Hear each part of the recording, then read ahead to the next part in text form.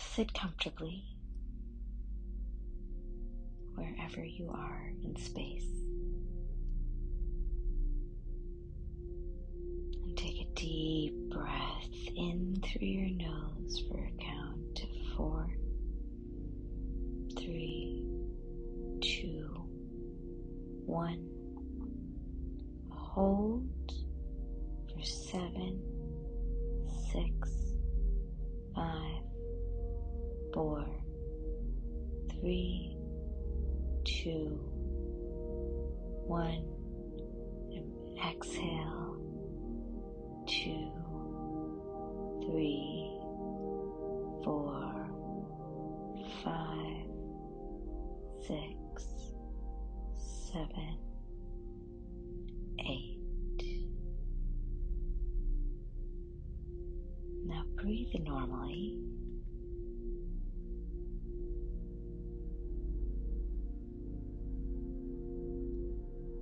And at this moment, let's contemplate the differences between the material world and the spiritual.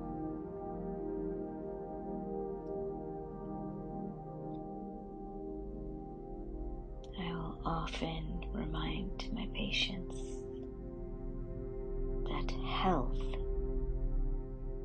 is their natural well-being. Your body knows how to be healthy if you give it the right input and take out the toxins. And the same is true for the soul. Just as an unwell body affects happiness, an out-of-shape soul impacts well-being. By nourishing our mind with spiritual wisdom and metaphysical concepts, we can achieve a balanced, healthy state of consciousness.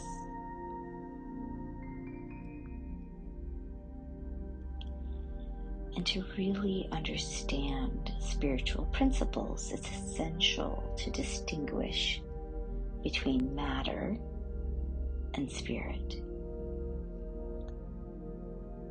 Matter represents the physical, tangible world, while spirit refers to the intangible, transcendent aspects of existence. Recognizing these fundamental differences enables a deeper understanding of who we are as spiritual beings. In essence, there are two types of things in the world: spiritual entities that are eternal and temporary objects that never fully exist. For example, let's take a house or a car.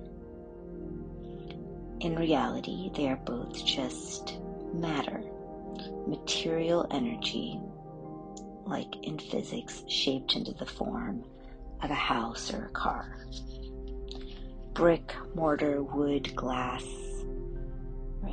metal, pipes, and other material things are brought together and given a name because of their specific arrangement. But ultimately, it is just a collection of matter that eventually cease to exist in that particular shape. And we can really see this in full force when we see a house getting bulldozed, or maybe a car being smashed in a junkyard. All the different elements will return to their original state of matter. The body is similar. Like the house, the body can be broken down into its component parts, like arms and legs and different organs, the ears, the eyes. We can call this body by a name. When your body was born, your parents gave it a name. But ultimately, it is just material energy with a particular shape and a given name. So we all know that at some point, we will cease to exist as a body. Many of us, being in the healing profession, have witnessed souls leaving the body. And everybody, and you don't need to be in the healing profession to know the difference between a body with a soul in it, which is living and animated, versus the body that has no soul in it. So this life form, this body, is not our real existence. It is just a bunch of matter with a temporary shape. Right? We are not this body. We are not these bodies. We are the energy, the life force running through the body. And this life force, this soul or spirit, will always be in existence.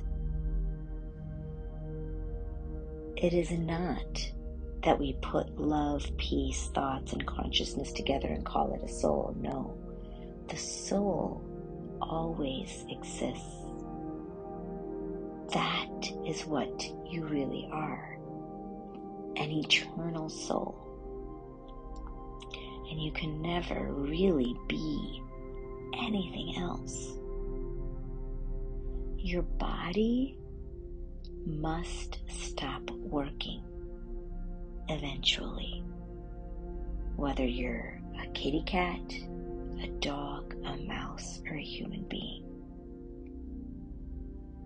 All of these have a lifespan. You, the soul, never perish. You are eternally your real self, the soul. This is the fundamental distinction between matter and the physical world and spirit. They are simply two different kinds of energy. For example, right now, my persona as a soul in the body is named Disha, and this body navigates the world, playing many roles, including a cardiologist, a mother, a sister, a wife, a friend. People may look at my physical body and say she's Indian American. But I am an eternal soul beyond my present persona. This is why, even though the body changes constantly, if you look at pictures of a baby, or even my own baby pictures, or your baby pictures, and look at pictures of you now, it looks completely different. This is cell regeneration. But there is still a continuous presence, person. Something that never changes in that body, which is me. So to grasp spiritual reality, we need to understand these two fundamentally different kinds of things, matter and spirit. So there are 4 things to remember about the spirit or soul. Number 1, it is whole. Fundamentally whole, never broken. It doesn't come together. It is whole. Number 2, it always exists. Number 3, the spiritual being is the life force of the body. And number 4, the soul is the thinking and feeling being in the body. When we continually feed our minds a nutritious diet of these kinds of eternal concepts, we will be stepping into our fundamental well-being.